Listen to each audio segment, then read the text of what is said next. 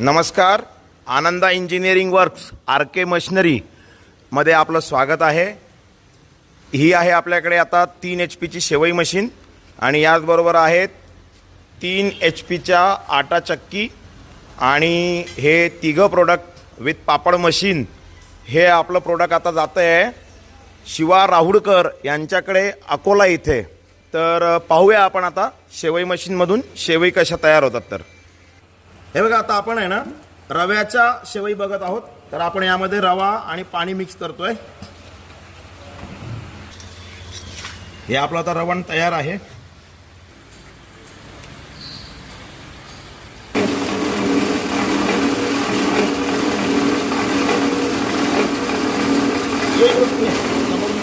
हे बघा, अशा पद्धतीने आपल्या शेवई येत आहेत.